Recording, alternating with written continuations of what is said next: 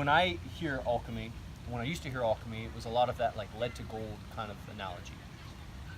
I think the first like technique that I learned that was alchemy was used to kind of shift a belief so that I wouldn't respond to a situation in a certain way. And it was basically the method of when you feel the feeling, and maybe you only really do this if you don't like the feeling. Like, nobody cares about changing a happy feeling. So if you feel like sadness or something, and then investigate like what is the situation? What am I sad about? Okay, I get it. It's because Angie was mean to me and she called me names. And so then what is my belief about that situation? What was,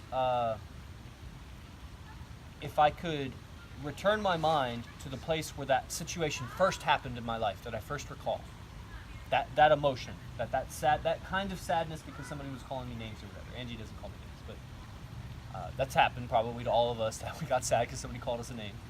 And what was that first time that I can recall? And it's a process, so it doesn't need to be like right or wrong, because you do it again and again and again. And as you clear away your mind and you go deeper, you'll remember earlier and earlier. And so what was my belief that was created around that first time I got that feeling? And so this takes stillness. You got to have a quiet enough mind so that when I regress my memory and I'm like, okay, the first time that I can recall somebody calling me a name and I got sad. Okay, and then what was my belief around that? That's basically what that's asking for, is what is a sentence? That there's a belief is a sentence. You can't have a belief without a sentence. It's just a knowingness then, and that's just a intuition kind of thing. So a belief is a sentence. So when I say, what's your belief about blah, blah, blah, there's a sentence in your mind that describes that. When you can locate that sentence, which means basically you can see it, or you can maybe hear it, or possibly you feel it, but most people are visual. Then it's as simple as apply linguistics and change the sentence around. When you can tap into that part of the nervous system, because it's all written in your nervous system, like you have a mind and your body's in your mind, but you have a sounding board for your mind, that you have to have a radio that receives the signal. And that's your nervous system and your brain and all of those organs. So somewhere in your nervous system is written that sentence that is your belief. A trillion cells, a trillion nerve cells, and it's like a Morse code, beep, beep, beep, beep, beep. In your nervous system is the sentence. When you locate it, you're actually looking at your nervous system. And when you change it around, you change things internally. You'll know you did it right because you'll feel a release. As soon as you change the sentence around to something more empowering, it's like, and then a breath will get let out, and it's like, ooh, that's a release of pressure. So I just changed the lead of mundane, conditioned, impressed existence where someone else told me a sentence, because probably that belief was not something you told yourself.